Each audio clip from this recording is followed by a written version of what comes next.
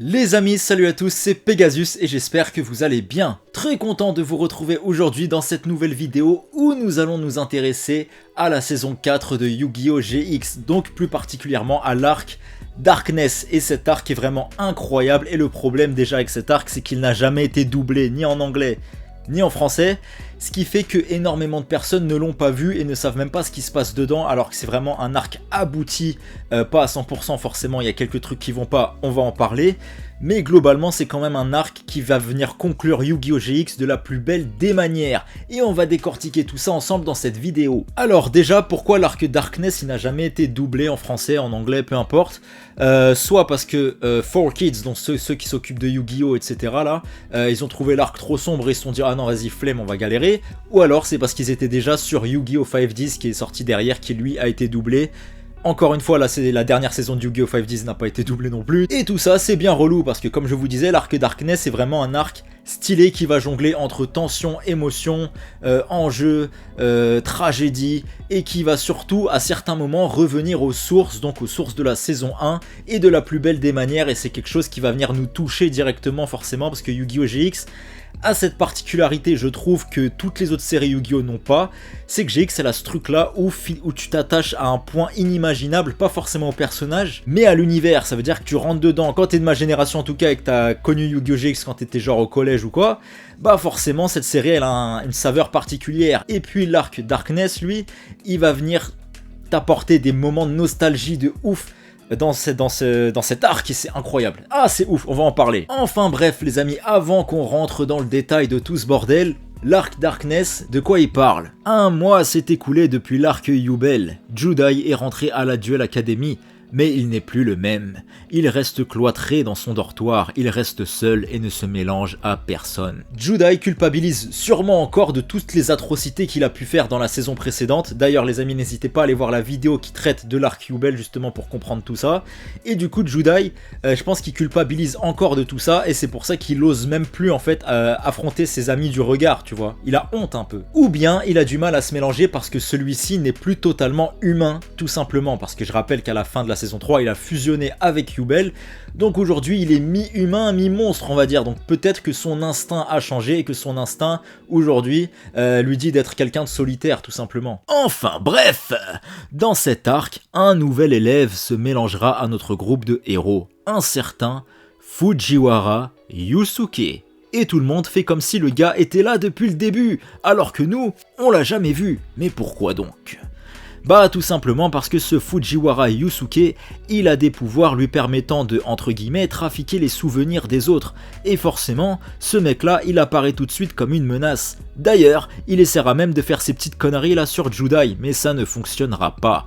Judai a désormais en lui le pouvoir de Yubel et est insensible à cette sorcellerie. Et d'ailleurs les amis, la première fois qu'on voit Judai utilisant le pouvoir de Yubel avec ses yeux bicolores là, ah c'est incroyable. On voit tout de suite que le Judai qu'on a connu a disparu à tout jamais. On a affaire à un nouveau personnage, beaucoup plus froid, beaucoup plus fort, beaucoup plus solitaire, et surtout, beaucoup plus charismatique. Oui. Enfin bref, Fujiwara lui il va se barrer et va laisser derrière lui une plume. Mais pourquoi une plume? Bah pour vous la faire courte, en gros le Fujiwara qui nous est présenté est en réalité Honest, un monstre de duel qui a pris l'apparence de son maître qui était donc Fujiwara. Fujiwara Yusuke était un élève de la Duel Academy considéré comme un des meilleurs. Il était au même niveau que Ryo Marufuji ou encore Fubuki Tenjoin, avec qui il était très proche. Néanmoins, Fujiwara a disparu il y a plusieurs années, et Honest était l'ange gardien de Yusuke, comme Yubel était l'ange gardien de Judai, etc.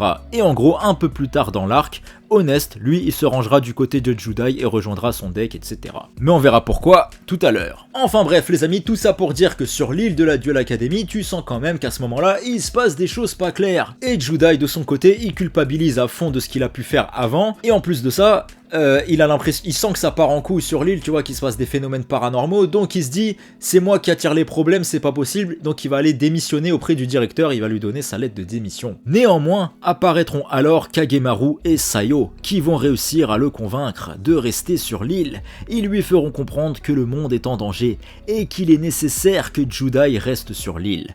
car tous les événements qui ont lieu sur cette île, avec les bêtes sacrées, ensuite la Société de Lumière, puis Yubel et tout ce bordel, a créé une faille dans l'espace-temps, ou une connerie du genre. Bref, vous l'avez compris, une sévère menace est en approche. En mode, vous avez trop fait les cons à foutre le bordel sur l'île et dans le monde, et forcément avec toutes vos conneries, ça a créé une faille dans l'espace-temps. Et du coup maintenant, va falloir en subir les conséquences et assumer toutes vos bêtises. Et apparaîtra ensuite ce qui semble être le nouvel antagoniste de cet arc à ce moment-là, un certain Truman, un mec en combinaison moulante, 100% latex, avec des lunettes de soleil. Il a un flow chelou, mais il fait flipper quand même, je vais pas vous mytho, si je le croise dans la rue à 5h du mat, je serai pas trop serein. Et ce monsieur Truman n'est en réalité qu'un petit messager de ce que va être la véritable menace de cet arc. Darkness. Mais à ce moment-là, on est quand même un petit peu dans le flou encore. Déjà, c'est qui ce Darkness et qu'est-ce qu'il veut? Mais vu son nom, tu sens qu'il est pas là pour faire des bisous. Fujiwara, pourquoi on nous l'a ramené au début de l'arc, etc. Donc forcément, tu te dis qu'il va débarquer à un moment ou à un autre, on va encore pas entendre parler de lui, donc il va être important. Et Judai, etc. qui est pas yimbe. Donc forcément, tu te dis, t'as hâte d'en savoir plus sur tout ça, mais vous inquiétez pas, on va découvrir tout ça ensemble dans cette vidéo. Mais avant ça les amis, je me permets, petit instant promo. J'ai sorti mon premier clip, Alone, qui est disponible sur ma chaîne YouTube secondaire, donc ma chaîne musicale. Le single, quant à lui, est disponible sur toutes les plateformes de streaming, Spotify, Apple Music, Deezer, Tidal, bref, partout. Et le clip, lui, voilà, vient de sortir. Et c'est vraiment un clip que j'ai... Voilà, c'est un clip en animation, c'est un animé le truc. Et je l'ai moi-même dessiné et réalisé, etc. Ça m'a pris plus de 2 mois pour le faire, donc j'ai tout fait tout seul. Même l'instru du son, c'est moi qui l'ai fait. En fait, ce son, j'ai mis toute mon âme dedans. De l'instru jusqu'à la fin du clip. Voilà, le clip, j'ai vraiment galéré. J'ai tout dessiné, image par image, etc. Avec un ordi et un logiciel qui bug, donc c'était vraiment un cauchemar. Mais bon, une fois que tu te lances dedans, tu te dis il faut que j'aille au bout quand même. Et finalement, j'ai réussi à aller au bout et aujourd'hui le clip sort et je suis très content de le sortir. N'hésitez pas à aller le voir les amis, je vous mets le lien en description et voilà, j'espère vraiment qu'il vous plaira. Et maintenant, retournons à l'arc Darkness. Déjà, tout ce qu'on sait, c'est que Darkness est déjà apparu comme antagoniste entre guillemets mineur dans la saison 1 de Yu-Gi-Oh! GX où justement, il contrôlait Fubuki Tenjoin. Fubuki Tenjoin qui sera enfin bien mis en avant dans cet arc. Et quand même, on va pas se mytho, il y a quand même un gros foreshadowing de ouf à ce moment-là. Puisque dans cet arc qui vient conclure la série, on va comprendre énormément de choses qui se sont passées dans la saison 1 de Yu-Gi-Oh! GX. Bref, tu sens que les problèmes ne font que s'accentuer encore et encore sur cette île.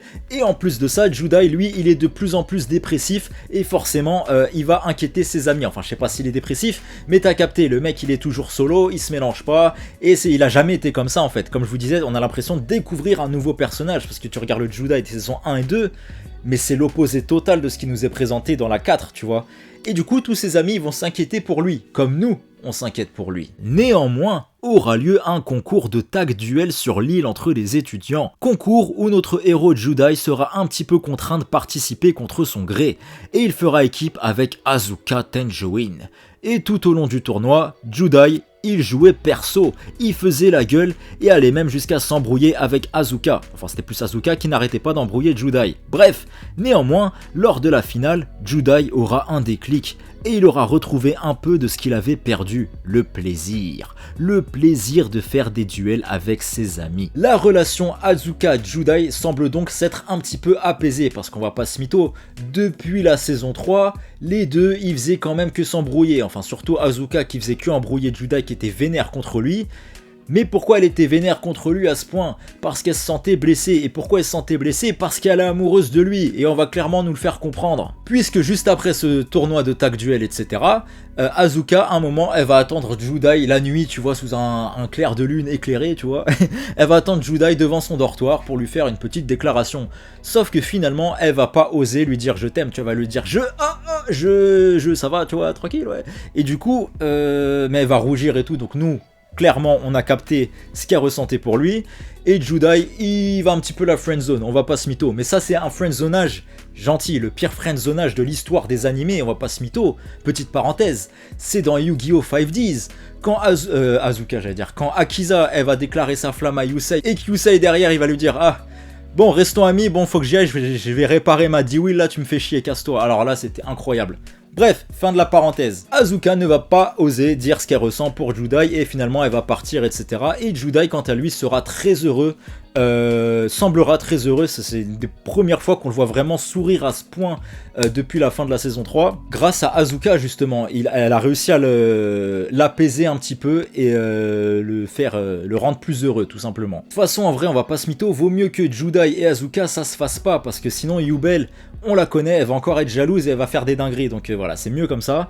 Et voilà, avec cet épisode tag duel, etc., à partir de ce moment-là, dans la saison 4, on aura quand même plusieurs épisodes qui vont s'intéresser à chaque fois sur un personnage différent, ou un ou deux.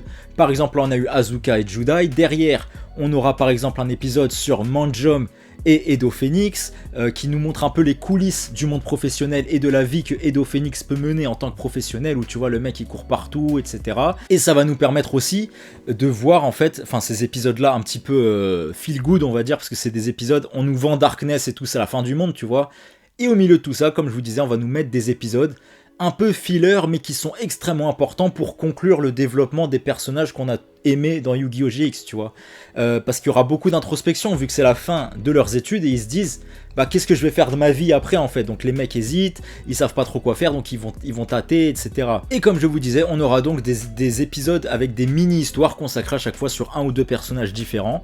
Et il y en a certains qui sont vraiment incroyables et qui m'ont vraiment marqué. Je pense notamment à l'épisode sur Sho et son frère Ryo Marufuji. Car oui, Ryo Marufuji est finalement réapparu à la Duel Academy comme ça par magie. Car je le rappelle qu'à la fin de la saison 3, Ryo Marufuji était censé être mort dans l'autre dimension, etc. Et à la fin de la saison 3 aussi, on nous sous-entendait que dès que tout le monde est rentré à la Duel Academy, etc., il y avait encore 3 personnes qui étaient portées disparues. Donc Judai qui va revenir une semaine après, Ryo Marufuji, on sait pas où il était, et Amon Garam. Et Amon Garam, miskin, lui, tout le monde s'en bat les steaks de sa tête. On le verra pas dans cette saison, et depuis qu'il a été vaincu par Yubel, on n'a aucune nouvelle de lui, et tout le monde s'en fiche. Parce que je vous spoil un petit peu, mais dans la saison 4 de GX, on va grosso modo voir tous les personnages qu'on a vus dans l'histoire de GX, tu vois. Sauf Amon Garam, lui, le mec il a apparu dans la saison 3, il avait son délire, on aurait même pu l'enlever de la saison 3, ça aurait rien changé, en vrai on va pas trop se mytho. Et là dans la saison 4, le gars, on n'entend même pas son nom. Le gars, il a disparu. Bon.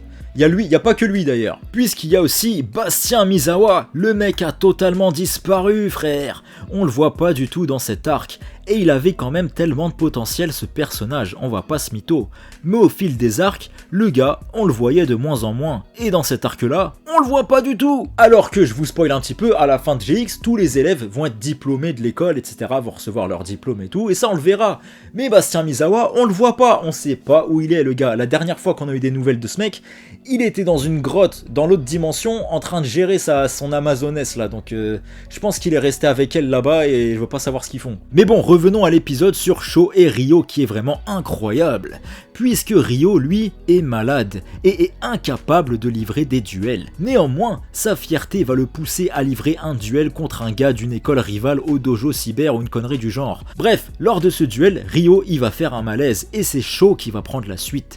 Et au final, je vous la fais courte, Ryo va décider de donner son deck Cyber Dragon à son frère Sho. Il a finalement vu en lui tout son potentiel et lui lègue ce qui est le ou l'un des decks les plus puissants de GX. Sho est donc la relève. Et c'est incroyable comme dénouement les amis. Souvenez-vous de Sho dans la saison 1, il était rincé, éclaté au sol, éclaté au sous-sol même. Et à la fin de la saison 4, le mec, il est bleu obélisque, il est plein de charisme, plein de confiance, et il récupère le deck Cyber Dragon et arrive à le maîtriser. Et maintenant, il a des projets en commun avec son frère, avec qui la relation a toujours été jusque-là assez compliquée. Donc, c'est beau, c'est magnifique. Sho, il est trop chaud, et c'est un des personnages, je trouve, avec le meilleur développement de Yu-Gi-Oh! GX. Dites-moi en commentaire ce que vous en pensez. On aura également le droit à un autre épisode de ce style qui m'a marqué, l'épisode centré sur Chronos, où le gars est tellement triste de devoir dire au revoir à ses élèves qu'il va se comporter de manière chelou, etc. Et bref, il finira par livrer un duel contre Judai. Un duel qui est plus ou moins la copie du duel de l'épisode 1 entre Chronos et Judai. Donc forcément là, on a les frissons, un élan de nostalgie, c'est magnifique. Et puis, on verra tous les souvenirs de Chronos qui va chialer et tout, comme si on avait vécu GX à travers les yeux de Chronos. Ah, trop de souvenirs. D'ailleurs, Chronos dira une phrase juste sublime. C'est moi le professeur, mais c'est vous qui m'avez tant appris. Non, c'est trop beau les amis. On s'est tellement attaché au perso de cette Duel Academy. GX, c'est la vie. Enfin bref, tout ça c'est bien mignon, mais revenons quand même à la réalité. Où paraît-il, il y a un certain Darkness qui veut détruire le monde. C'est quoi ce bordel? Et petit à petit d'ailleurs, les gens de la Duel Academy vont commencer à disparaître petit à petit. Et surtout, lorsque quelqu'un disparaîtra, il sera effacé de la mémoire des autres. À la Duel Academia, presque tout le monde a disparu, mais pas que là-bas d'ailleurs, aussi dans la ville de Domino City, ville où Judai se rendra, car O'Brien lui avait dit « Viens à Domino City frérot, c'est le bordel, on a besoin de toi ». Bref, Judai il arrivera là-bas et verra personne, tout le monde a disparu, et il se fera prendre en chasse par Truman, mais sera sauvé par Sayo et sa super moto. Néanmoins, Sayo est chelou et va défier Judai en duel dans la tour de Kaiba Corp. Sayo qui n'a pas d'autre choix car il est prêt à tout pour sauver sa sœur Mizuchi, déjà prisonnière des ténèbres. Bref, Judai il va quand même gagner et la tour de Kaiba Corp, elle va exploser. Judai, en danger et surtout épuisé, réussira à s'échapper. Alors que notre héros est à bout de force, qu'il marche pas droit, il va tomber sur Truman, et aura alors lieu un duel entre les deux. Néanmoins, Judai sera surpris de voir que Truman joue un deck bête cristalline. Mais pourquoi donc? Bah tout simplement parce qu'il ne s'agissait pas du tout de Truman, mais bien de Johan Anderson. C'est juste que Judai, il était tellement épuisé, et en plus de ça, il y avait les ténèbres qui avaient contaminé son deck parce que Sayo avait glissé une carte dedans ou je ne sais quoi, et du coup, le mec avait des hallucinations, il voyait des Truman partout, tu vois. Et en fait, c'était Johan Anderson qui était là et qui va libérer Judai des ténèbres. Comme Judai avait libéré Johan Anderson des ténèbres dans la saison précédente, il lui rend l'appareil. Et qu'est-ce que c'est magnifique, bordel! Johan Anderson, lui, qui est revenu du coup à Domino City aussi, parce que O'Brien lui avait envoyé un truc comme à Judai en mode ouais, viens à Domino City, frérot, c'est la merde. Et du coup, Judai et Johan Anderson, ils vont se retrouver à Domino City. Forcément, c'est des retrouvailles qui nous font plaisir parce qu'on connaît l'amitié qu'il y a entre les deux qui est extrêmement forte. Et du coup, ces deux-là, ils vont prendre un bateau, ils vont péter un bateau, parce qu'en même temps, il n'y a personne, donc c'est l'occasion de voler un bateau, tu vois. Et ils vont partir tout droit en direction de la Duel Academy. Sauf que, une fois de retour à la Duel Academy, Johan et Judai verront Fubuki Tenjoin en train de livrer un duel contre Fujiwara Yusuke. Fujiwara Yusuke, le vrai, il est là! Et il va régler ses comptes avec son ancien ami Fubuki. Et ce duel, les amis, disons-le clairement, il est extraordinaire. Fubuki réussira à faire le match de sa vie et va réussir à accrocher le match nul. Néanmoins, Yusuke réussira à remonter le temps et revenir au milieu du duel et il pourra ainsi contrer Fubuki et le vaincre. Et ainsi le faire disparaître lui aussi dans les ténèbres. Alors attends, comment ça se fait que le mec il peut remonter le temps comme ça? Bah en vrai c'est magique, hein, c'est comme ça, qu'est-ce que vous voulez que je vous dise? C'est surtout pour nous montrer, je pense, à quel point Fujiwara il est chaud et pour nous montrer un Fujiwara qui apparaîtra vraiment comme une menace. Et tu te dis à ce moment-là que finalement même si tu bats Fujiwara en duel, il trouvera quand même le moyen de remonter le temps. Donc il faut trouver un autre moyen pour réussir à le vaincre. Et le moyen c'est pas de le vaincre forcément en duel, mais le meilleur moyen pour ça c'est de le ramener à la raison tout simplement. C'en est trop pour Johan et Judai qui sont désormais les deux derniers rescapés de la Duel Academy. Et éclatera alors un duel à 3 en mode Battle Royale, Fujiwara contre Johan et Judai. Duel incroyable encore une fois dans lequel on apprendra à ce moment-là enfin l'histoire de Fujiwara et pourquoi il est méchant tout simplement. Alors, petit flashback. Lorsque Yusuke était enfant, il perdra subitement ses parents, ce qui le traumatisera à tout jamais.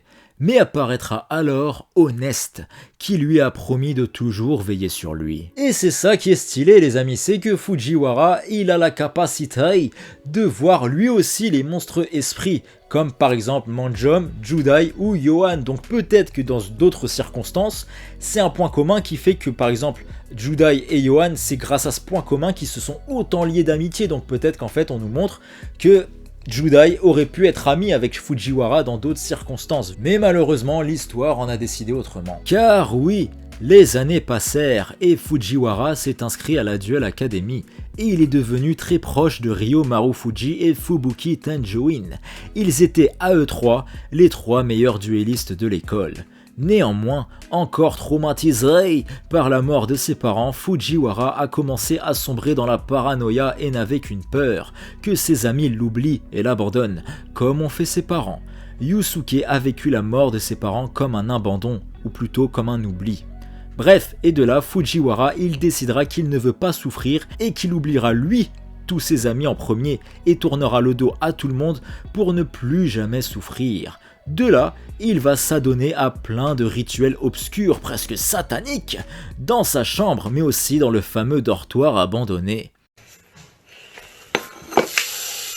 Mais ça va pas, Baptiste, qu'est-ce que tu fais?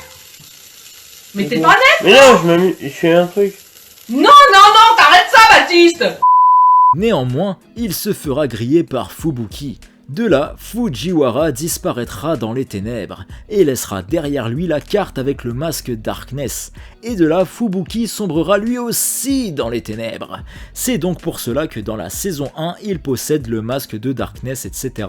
Qu'il est bresson, machin. On a enfin l'explication du pourquoi du comment dans la saison 1, Fubuki était possédé par Darkness. En gros, foreshadowing de malade, et c'est trop bien. Oui. Enfin bref, vous avez capté que le mec Fujiwara, il avait tellement peur de souffrir, du coup, il a commencé à partir en cacahuète. Mais bon, Fujiwara n'est pas une cause perdue, vous allez voir, mais avant ça, revenons au duel qui l'oppose donc à Yohan et Judai. Au cours de ce combat, Fujiwara tentera de déceler les ténèbres dans le cœur de Yohan, et va réussir à le manipuler pour que celui-ci s'en prenne à Judai. Ce qu'il va faire, et de là, lui, Judai, il va répliquer. On a donc l'impression d'un Judai et d'un Yohan qui sont en train de s'entretuer. Sauf que, un moment, les deux, ils vont se taper des grosses barres. En fait, ils jouaient la comédie depuis le début. Et c'est ça qui est juste sublime, les amis. Ça veut dire que les deux mecs, ils sont en train de livrer un duel pour sauver le monde. Tu vois, c'est vraiment un duel important, si ce n'est le plus important qu'ils ont jamais livré de leur vie.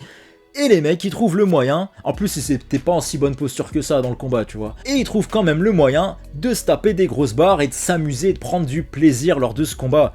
Donc on voit bien à quel point Yohan et Judai, dès qu'ils sont ensemble, ils font toujours les cons, ils ont besoin de rien de plus, mis à part être l'un avec l'autre, et franchement, voilà, ils sont trop chauds. Du moment qu'ils sont ensemble, ils arrivent toujours à passer des bons moments, peu importe la situation. Bref, pour vous la faire courte, Fujiwara, il réussira à vaincre Yohan, mais Judai, lui, il réussira à s'en sortir en invoquant une des plus belles cartes de l'histoire de Yu-Gi-Oh! GX, Neos Arc-en-Ciel. Et grâce également à l'aide de Honest, il réussira à vaincre Fujiwara et chasser l'esprit de Darkness. Fujiwara semble donc à ce moment-là être redevenu celui qu'il était. Il est désormais apaisé de voir que Honest ne l'a jamais oublié et ne l'oubliera jamais. Néanmoins, malgré la défaite de Fujiwara qui n'est en réalité qu'une victime de plus de Darkness, bah y a rien qui a changé, y a personne qui est revenu, y a toujours une éclipse chelou dans le ciel, etc. Et apparaîtra d'ailleurs à ce moment-là, les amis, le vrai Darkness, Darkness en personne qui va arriver. Mais qui est Darkness?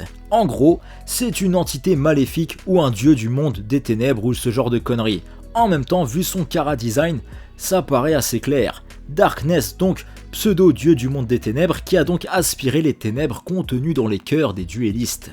Avec cet apport d'énergie, il est alors devenu entre guillemets naturel que le monde des ténèbres de Darkness va remplacer notre monde. Dans son monde, Darkness efface les souvenirs des humains dont les consciences fusionnent pour n'en faire finalement plus qu'une totalement vide. Darkness, ensuite, il va dévoiler le futur à Judai, il va lui montrer une vision de l'avenir, vision dans laquelle on voit en fait un monde post-apocalyptique où la folie des hommes en fait a détruit la planète. Donc Darkness, lui en vrai, c'est même pas on va dire un méchant parce qu'il est méchant, c'est vraiment le gars, il s'en fout des humains, tu vois, il veut pas forcément leur faire de mal, il trouve ça juste naturel que son monde prenne le dessus sur la Terre parce que les humains c'est des pourritures en gros, c'est plus ou moins ça. En fait c'est le cours des choses naturelles qui veut que la Terre disparaisse, voilà, et Darkness il est juste là pour accomplir sa mission en mode la Terre elle doit disparaître, le monde des ténèbres doit le remplacer, etc. Sauf que Judai lui il est pas du tout de cet avis. Judai va donc se battre de toutes ses forces contre Darkness dans un des duels les plus épiques que nous ayons jamais eu. Oui. Et au cours de ce combat, ce sera surtout pour nous l'occasion de revoir la belle Yubel. Et ça fait plaisir. Yubel qui vit désormais en Judai, je le rappelle, j'ai fait plein de rimes en L, mais ça fait plaisir. Judai qui réussira donc à interpeller tous ses amis prisonniers dans le monde des ténèbres et fera en sorte que tout le monde retourne sur Terre. La voix de Judai apparaîtra alors comme une lumière dans les ténèbres. Suite à ça, il vaincra Darkness de la plus belle des manières grâce à la carte Néos Divin Héros élémentaire. Darkness est donc vaincu mais promet de revenir un jour ou l'autre, ce à quoi Judai va lui dire « Bah si tu reviens je serai encore là pour te botter les fesses et si c'est pas moi il y aura encore plein d'autres duellistes pour te faire du sale » et au moment où il dit ça tu vois tous les autres duellistes qui débarquent en mode voilà la flamme du duel ne sera jamais éteinte. Et qu'est-ce que c'est beau. Suite à cela, tout est redevenu normal. Il est temps pour nos héros de recevoir leur diplôme de fin d'études et de se dire au revoir lors d'une dernière soirée. D'ailleurs, au moment de cette soirée, on va pas se mytho, ils se foutent un peu de notre gueule. Hein. Les mecs, ils trinquent avec un jus d'orange. Ouais, on va... pas à nous. Hein. Vodka orange si tu veux. Bref, cette soirée, Judai, lui, n'y prendra pas part. Une fois de plus, il préfère s'isoler et décide même de quitter la Duel Academy avant tout le monde, sans dire au revoir. Sûrement par pudeur ou alors parce que peut-être ça aurait été trop compliqué pour lui de dire au revoir à tous ses amis. Judai, lui, veut partir en voyage et faire le tour du monde avec Yubel pour aider un maximum de personnes. Il a en lui cette volonté de faire le bien autour de lui. Le sac à dos est prêt. Un dernier regard vers la Duel Academy et Judai s'en va. Mais c'est sans compter sur l'esprit de Kuriboh qui dirigera Judai vers une pièce de la Duel Academy. Pièce où était exposée une réplique du deck de Yugi. Et dans cette pièce, dans la pénombre, apparaîtra alors Yugi Muto. Oui! Et les amis, c'est tellement frustrant que dans GX, on voit pas le visage de Yugi, mais le fait qu'on voit pas son visage, ça le rend encore plus charismatique. Un Yugi daron comme ça se voit, il a trop de flow les amis, ça se voit déjà dans l'attitude qu'il a. Il a trop de prestance, il est magnifique Yugi comme ça. Ah, ce serait incroyable d'avoir encore une série Yu-Gi-Oh! Sans Atem, mais juste avec Yugi en perso principal, sans puzzle du Millennium, 10 ans plus tard, comme ça, je sais pas, il pourrait faire un truc, ce serait ouf. Et au moment où on voit Yugi, en fait, on a quand même une sensation où t'as l'impression que Yugi, pendant tous ces 3 ans qui se sont écoulés, parce que Yugi, on le voit dans l'épisode 1 du coup de GX, et on le voit dans le tout dernier, il ouvre la série et il la conclut, et ça c'est magnifique déjà. Et en fait, on a l'impression que Yugi, depuis l'épisode 1 où il a donné Kuriboh à Judai, on a le sentiment qu'en fait depuis ce temps-là, il a toujours veillé sur Judai, parce que quand il va le voir Judai, et Yugi il va lui dire ok, t'es devenu un homme, t'es devenu diplômé, ce que tu veux, mais t'as perdu quelque chose en cours de route. Alors comment il sait qu'il a perdu quelque chose? Soit il le ressent, ou alors il l'a toujours observé de loin, ou alors encore c'est Kuriboh qui allait lui répéter des messes basses. Je sais pas, bref, tout ça pour dire que Yugi va lui dire il te reste une dernière épreuve à accomplir pour valider en gros ton diplôme et valider le fait que tu sois devenu un homme, tu vois. T'as perdu quelque chose en route, mais par contre, je peux t'aider à le retrouver en t'envoyant dans le passé pour aller affronter quelqu'un justement qui va te faire retrouver cette chose que t'as perdue. Il n'y a donc qu'une seule personne qui puisse aider Judai et cette personne se trouve dans le passé. Donc, on se doute très vite de qui il s'agit. Yugi enverra alors notre héros Judai dans le passé, 10 ans auparavant, juste après la fin du tournoi de Batailleville. Mais comment ça se fait que Yugi, il a des pouvoirs comme ça, alors que le mec, il a même plus de puzzle du Millennium, il arrive quand même à envoyer les gens dans le passé. Alors là, je vous avoue, c'était un petit peu flou pour moi, mais bon. Encore une fois, en plus on est dans GX où ils ont pris des libertés de ouf niveau pouvoir, où je le rappelle, Kenzan il se transformait en dinosaure, où les mecs ils débloquaient des pouvoirs n'importe comment. Là, ils se sont dit vas-y, tu sais quoi, Yugi on va lui donner... L'autre qui remonte le temps aussi, je l'ai pas oublié, Fujiwara là, de nulle part. Et là, Yugi, ils vont se dire, bon vas-y, on va lui donner des super pouvoirs, c'est Yugi quand même, c'est un super héros. Certes, il a plus de puzzle du Millennium, mais il a quelque chose de plus grand. Je sais pas quoi, mais il est chaud. Et du coup, il envoie Judai dans le passé, 10 ans avant. Et Judai sera alors comme un gosse. On a l'impression de retrouver le Judai qu'on avait vu dans la saison 2 lorsque celui-ci partait en voyage scolaire à Batailleville. Et là-bas, il va alors rencontrer le Yugi du passé. Et les deux vont livrer un duel en dehors du temps, car le temps sera figé. Le monde leur appartient. Il n'y a que eux prêts à livrer un duel mémorable. Parce que oui, j'ai pas précisé, mais la veille de leur rencontre, Yugi, lui de son côté, il a fait un rêve prémonitoire dans lequel il voyait un mystérieux gars qu'il défierait en duel et que ce serait important, etc. Bref, Judai sera carrément intimidé face à Yugi, il sera stressé il aura peur. Néanmoins, il est heureux. C'est un moment inoubliable pour Judai, qui a tellement grandi depuis que Yugi lui a donné la carte Kuriboele dans l'épisode 1. Et c'est là, les amis, toute la symbolique de ce magnifique duel. Ça veut dire que, comme je vous disais, Yugi, il ouvre Yu-Gi-Oh! GX et il vient conclure Yu-Gi-Oh! GX. Tu vois ce que je veux dire? On le voit dans l'épisode 1 et dans l'épisode 180. La symbolique de ce truc, c'est quoi pour moi? Enfin, c'est comme ça que je l'ai ressenti.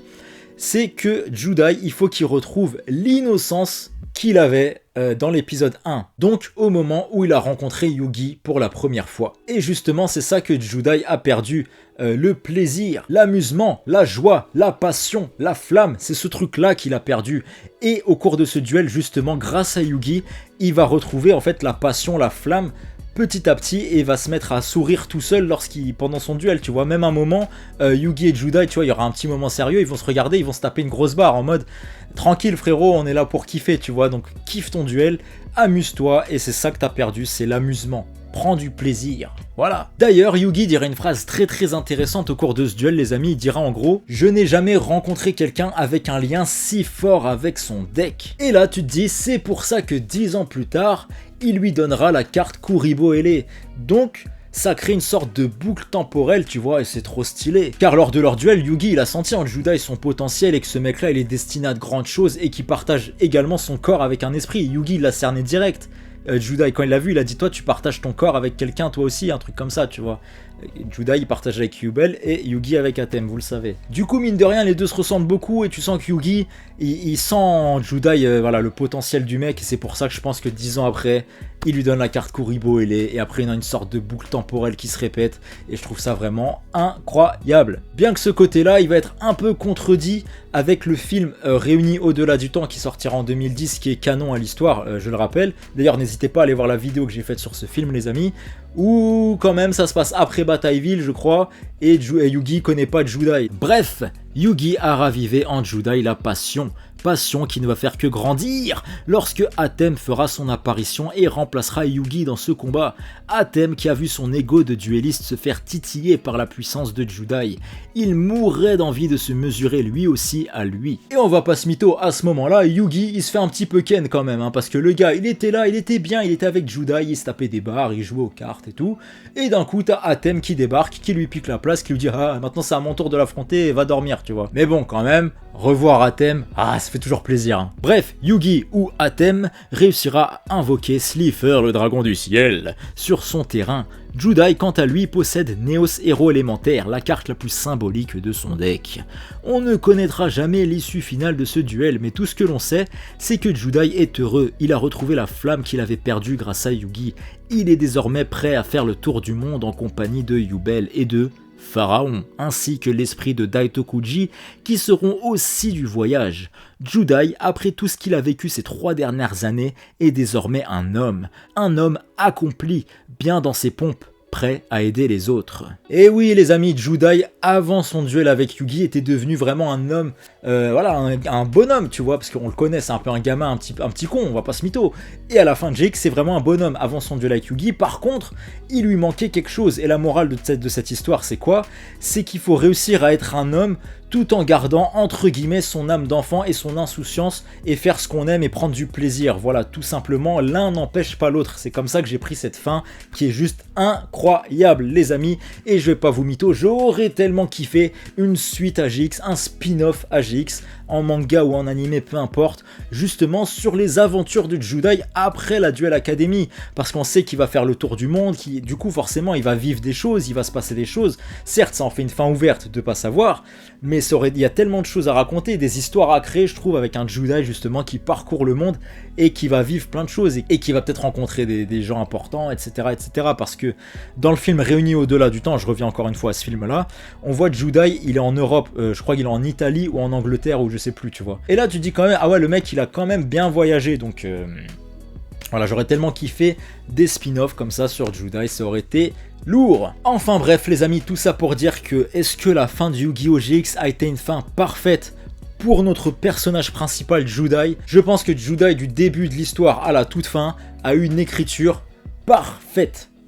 Parfaite, son évolution est parfaite. Même si des fois, on va pas se mytho, il y a certains trucs qui allaient pas, notamment dans la saison 2 ou 3 sur Judai, mais quand même, je trouve que c'est un personnage accompli de A à Z, qu'on a vu grandir, qu'on a vu évoluer, qu'on a vu douter, qu'on a vu sombrer, ce qui l'humanise encore plus, tu vois. C'est pas le héros lisse, il est trop parfait, justement, il a ce côté en lui où le mec peut douter, le mec peut sombrer dans les ténèbres, le mec peut s'énerver, le mec peut s'isoler, tu vois, tous ces trucs-là qui le rend encore plus humain et attachant.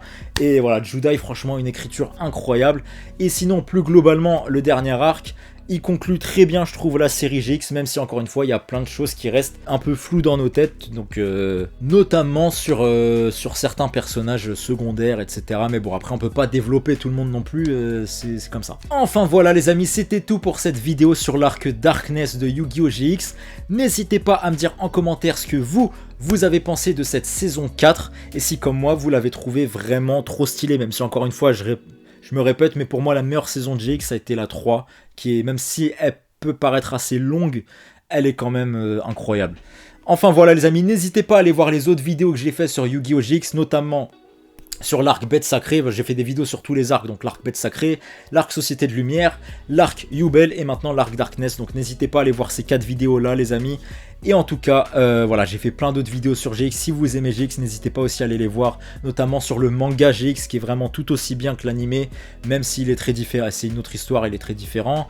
Des histoires de personnages qui vont arriver sur la chaîne par rapport à GX, etc. Encore d'autres vidéos sur GX qui vont encore sortir, même si on a traité déjà de tous les arcs. Bref, les amis, merci beaucoup d'avoir regardé cette vidéo.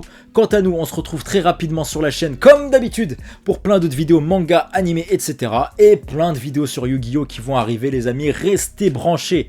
En tout cas, d'ici là, surtout, prenez soin de vous, les amis. Nous, on se retrouve très vite. J'en profite pour vous rappeler que mon clip d'animation Alone est disponible sur YouTube. Le lien est en description. N'hésitez pas à aller le voir, les amis. J'espère qu'il vous plaira. Enfin, voilà. Les amis, nous, on se revoit très vite. D'ici là, prenez soin de vous. Comme je vous ai dit, à bientôt. Salut!